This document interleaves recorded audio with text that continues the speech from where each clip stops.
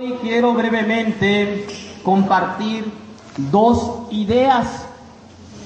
La primera sobre el responsabilizarnos de nuestras decisiones o acciones y no culpar a nadie, ni siquiera a Dios principalmente, de las consecuencias de nuestros actos. Y por otra parte, segunda idea, ¿verdad?, hablar de la coherencia cristiana, la coherencia entre la fe y la vida, las obras. Bien, primera idea. La primera lectura, un poquito recordando lo de hace 8 días, nos habla de lo importante que es de no juzgar el proceder de Dios. Pero hoy en concreto, Dios, digámosle así, nos la regresa, ¿verdad? Hoy fíjate, la primera lectura en concreto dice, esto dice el Señor: si ustedes dicen, no es justo el proceder del Señor, escucha, casa de Israel, con que es injusto mi proceder. ¿No es más bien el proceder de ustedes el injusto? Primera lectura. ¿No es más bien el proceder de ustedes el injusto? Y ahora resulta que me echas a mí la culpa, que mi proceder es injusto, que yo soy culpable de lo que tú estás viviendo, lo que tú estás pasando. Ya como no te quieres hacer responsable de las consecuencias de tus buenas o malas decisiones, buscas a quien echarle la culpa, ¿no? Y al que no se defiende siempre es Dios, ¿no? Por eso con Él vamos a reclamar, a reprochar, ¿no? ¿Con qué es injusto mi proceder? Que se den cuenta hoy, ¿no?, que es más bien el proceder de nosotros el injusto, y que por nuestro injusto quizá proceder estamos sufriendo las consecuencias. Ejemplos, porque parece que no queda claro. Desde los ejemplos, mira, comunes y corrientes, más corrientes que comunes, ¿no? Ejemplos muy sencillos. Ahí va.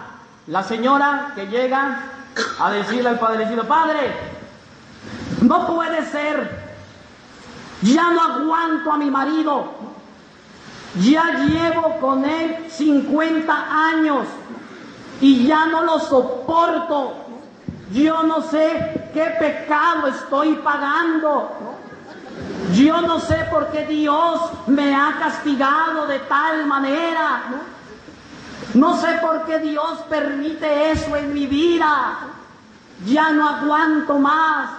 Ahora resulta que fue Dios el que te lo puso. Ahora resulta que fue Dios el cupido, ¿no? Ahora resulta que estás sufriendo con ese marido porque Dios te lo mandó. ¿No fue más bien tu decisión, tu proceder, que cuando estabas chamaca, como toda jovencita, ¿sí?, se aferra a pesar de que sus padres, amigos le dicen lo contrario y dicen: oye, ese no te conviene, mira, si ya te cachetea de novia, pues te va a arrastrar de esposa, ¿no? ¿Sí? ¿No? Oye, mijita, ese no te conviene, mira, se ve un poco vaguito, ¿no? Como que no es para ti, ¿no? Pero como están locamente enamoradas, ¿sí?, no hacen caso, se aferran, toman decisiones, actúan y después vienen las consecuencias, ¿no? Andan lloriqueando ya que no aguantan al hombre, ¿no? Y reclaman a Dios. ¿Qué es mi cruz? ¿Qué es tu cruz? Ni que 8 cuernos. No, esa no es tu cruz. Es tu mala decisión, es tu mala elección. A Dios no me lo culpes, no me lo andes metiendo en chismes, ¿no? Ah, pero los señores son más listos, ¿no? Señor cura, ya no aguanto a mi mujer. Ya pasa de los 40, un poco nerviosita, neurotiquita, histérica, ya no se soporta en la casa, mi mujer, ¿sí? Ya anda en la menopausia, ¿sí? Y ya no la aguanto, ya tiene 50 años, por favor, yo le pido a Dios que me la cambie, ya aunque sea por 2 de a 25, colmilludos.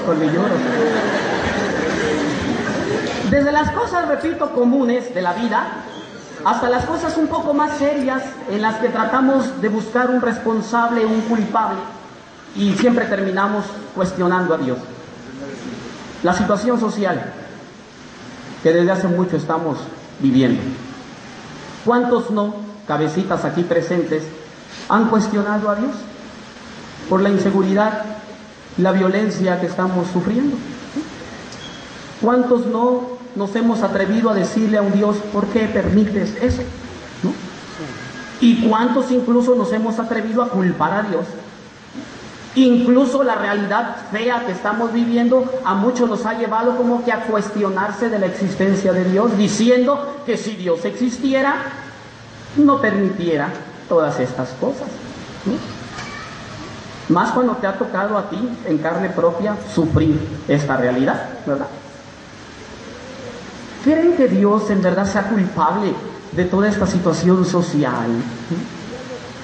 ¿Acaso es injusto su proceder? ¿No será más bien el proceder de nosotros el injusto? Las malas decisiones que muchos allá toman, el dejarse guiar y tomar decisiones guiados por placeres y ambiciones, y no decisiones tomadas guiándose de la palabra de Dios.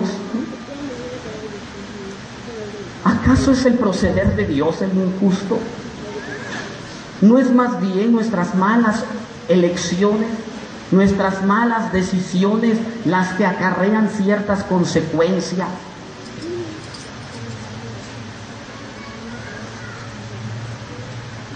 Silencio en la sala.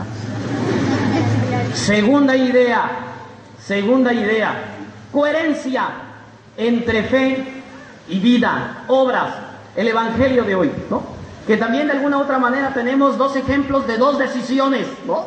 El primer hijo, el segundo hijo, ambos tomaron decisiones distintas, pero aquí lo interesante es el tener en cuenta que el Señor nos invita precisamente a la coherencia entre lo que decimos y lo que hacemos, ¿no? El primer hijo: oye, hijo, ve a trabajar a la viña. Sí, voy, ahí voy, señor. Pero a la mera hora, nada más no. ¿A quién se parece? A ver, chiquillos, cuando el papá les pide algo, los manda a la mamá alguna cosa. Sí, mami, ahí voy. Sí, papi. Barberitos, ¿sí? Pero a la mera hora no obedecen, ¿sí? No obedecen. Decimos que sí, pero nuestras obras dicen un no, ¿verdad? El segundo hijo, que también dice que no, pero termina obedeciendo, ¿va? ¿A quién se parece el primer hijo? ¿O quiénes podríamos caber en el concepto del primer hijo? Los que decimos, sí, voy, pero a la mera hora, nada más nada, ¿no? Pues varios entramos aquí, ¿no? Sobre todo aquellos que creemos que por mucho hablar, que por mucho decir, que por mucho alabar al Señor, que por mucho orar, ya con eso basta. Pero ya en la práctica, en las obras, les decimos lo que proclamamos y lo que creemos, ¿no?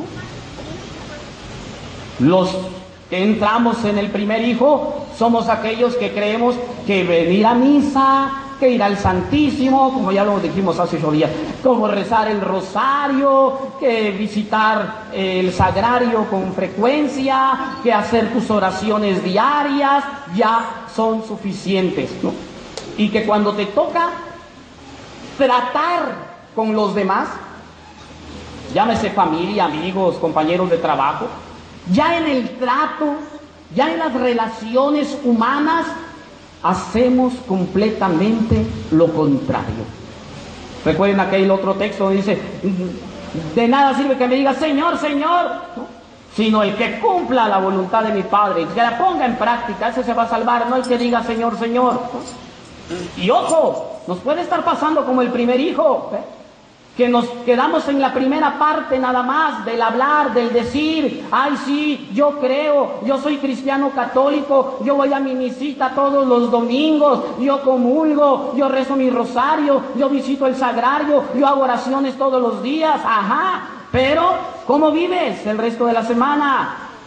¿Cuáles son tus acciones, tus actitudes? A la mera hora nada más no, pura palabra, ¿no?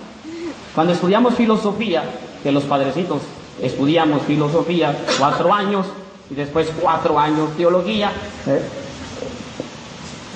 cuando estudiamos filosofía había unas frases ahí en latín que se prestaban a broma entre nosotros mismos, hablando de eso, de que pura palabra, ¿no? Y decíamos, verba volan, ¿no? La palabra vuela, flatus vocis, ¿no? Soplos de voz, nada más, ¿no? Cosas huecas. Necesitamos obras concretas. Ya basta de flatus vocis, ¿no? De verba volant, ¿no? De palabrería, de ritualismo solamente. Hay que vivir la fe.